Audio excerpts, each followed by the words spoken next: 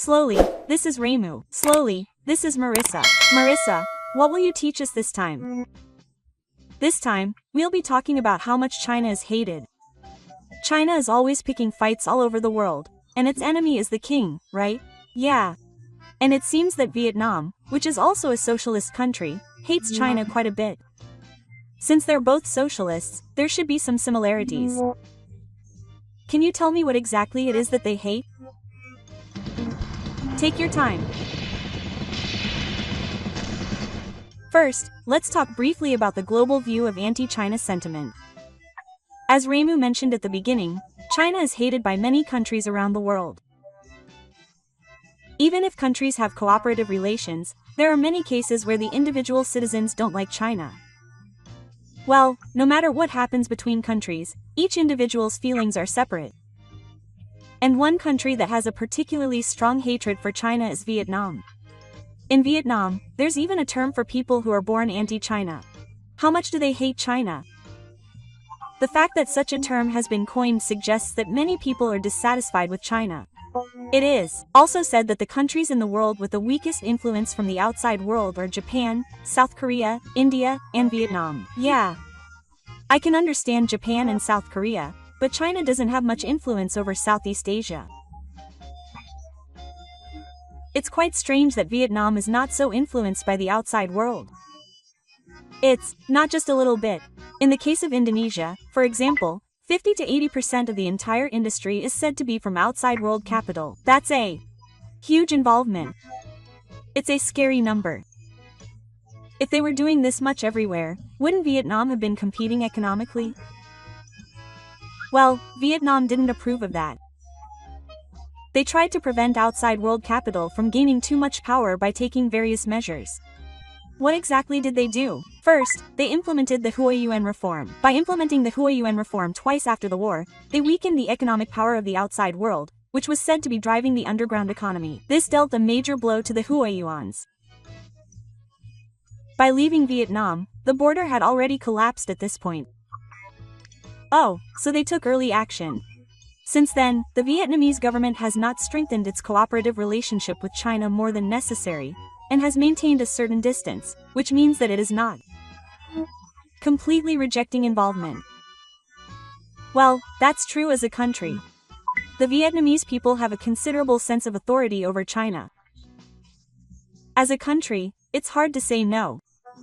It seems that they have drawn a line in their relationship with China, but China's market size is still quite large. Vietnam can't say anything bad about China. Yeah. However, it's difficult to ignore Vietnam's feelings about China, so it's a difficult situation. However, an event occurred that changed the relationship between China and Vietnam. It was in December 2023. What happened? At that time, the Chinese military visited Vietnam and focused on upgrading the relationship between China and Vietnam from a comprehensive strategic partnership to a shared destiny. For the Vietnamese people, sharing a shared destiny with a country they have hated since birth must be frustrating. By the way, is this shared destiny team just some kind of superficial expression? It's one of the keywords in the diplomacy of the collection soldiers.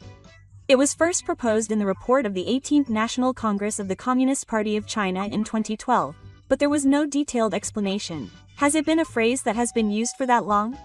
Well, it's pretty much what the name suggests, and it means that the world is one, so we share a destiny. Let's cooperate with each other. I can't really believe that China is saying something like that, but I guess China's aim is to reorganize the region with China at its center. No country would say something like that. Isn't it just China's own advantage? Well, it's not like every country is unaware of China's aims. Even so, countries like Myanmar and Cambodia have formed a shared destiny team with China. This is for economic gain. Yeah. It feels like they're being taken advantage of a little. If they really think about each other, that's fine. And I wonder if Vietnam has also formed this shared destiny team with China. No, actually, Vietnam rejected this. The English version of good country, Common Life adopted the term shared future instead of common destiny. The meaning of the words changes quite a bit. Vietnam has repeatedly refused to come under this kind of Chinese influence. I Suppose being influenced by the Chinese economy can be a positive thing economically, but it really is unpleasant.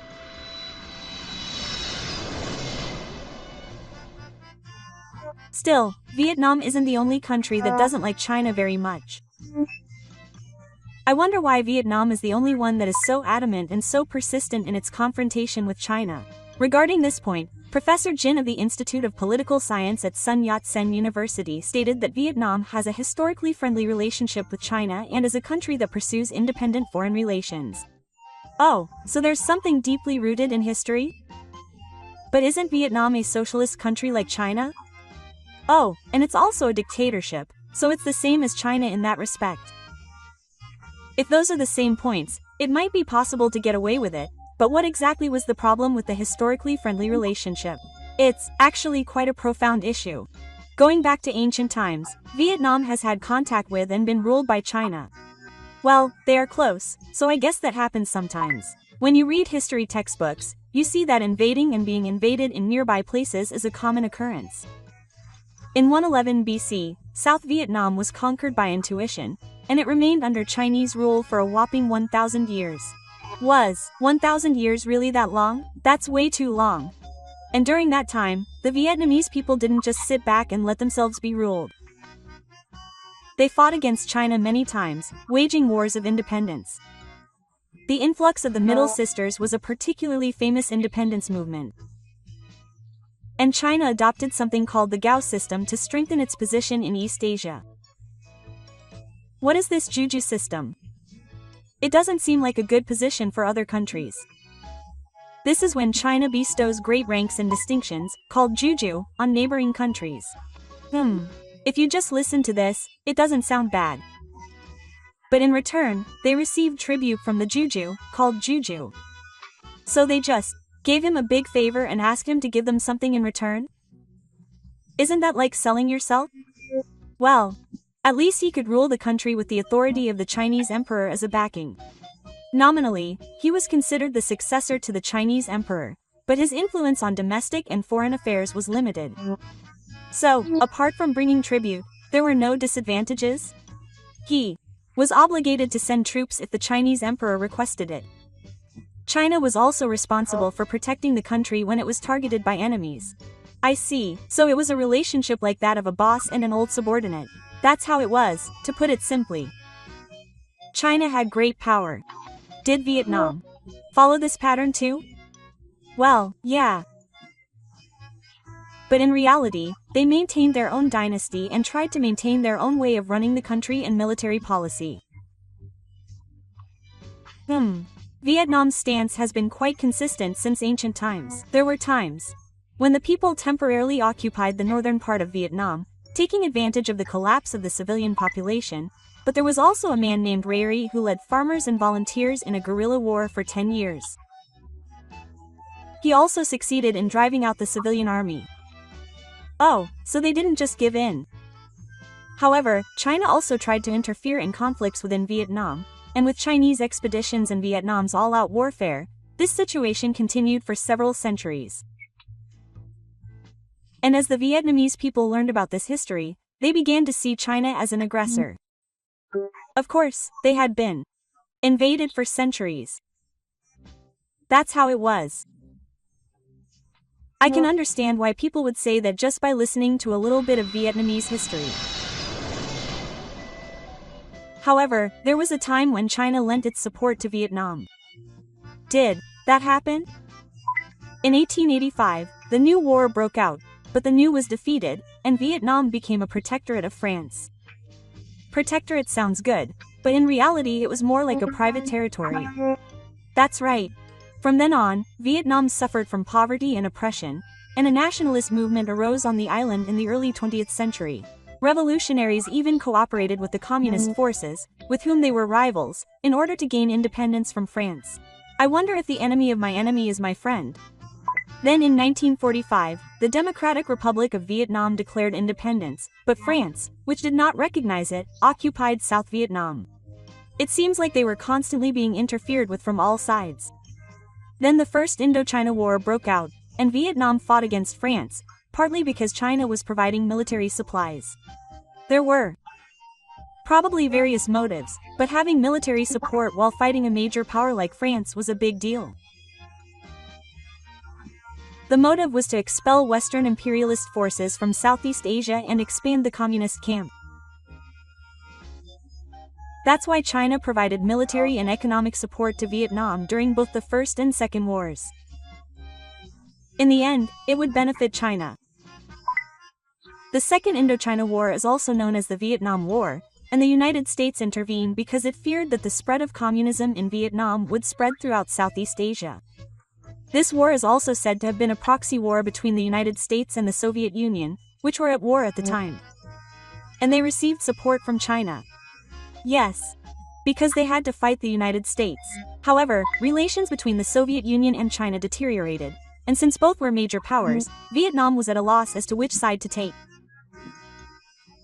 In the end, Vietnam sided with the Soviet Union, having been jointly controlled by China for a long time and having become too dependent on China during the war. Vietnam feared China's influence. Vietnam wanted a partner who would provide economic support and guarantees as a creditor. Well, I guess that's to be expected considering their history. And after the Vietnam War ended, Vietnam actively approached the Soviet Union, which caused relations with China to deteriorate. Vietnam also intervened militarily in the Pol Pot regime in Cambodia, which was supported by China. Oh, that's only going to make the relationship worse. Furthermore, in 1978, Vietnam and the Soviet Union signed a treaty of cooperation, so relations with China were already at their worst. After this, the Sino-Vietnamese War broke out in 1979. The two countries clashed repeatedly in border areas, resulting in many casualties. Did resentment grow amidst all these battles? That's part of it, but there's also the issue of the South China Sea. China considers most of the South China Sea to be its territory, but naturally other countries are opposed to this. Vietnam also has a history of using force to occupy islands that were originally Vietnamese territory during the Vietnam War.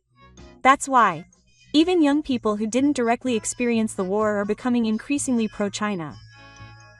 Looking at history in the present, there are plenty of reasons why Vietnam hates China. On the one hand, the government can't ignore public sentiment, but on the other hand, it can't be too hard on China either, so it's a difficult situation. That's all for the explanation. Was it easy to understand?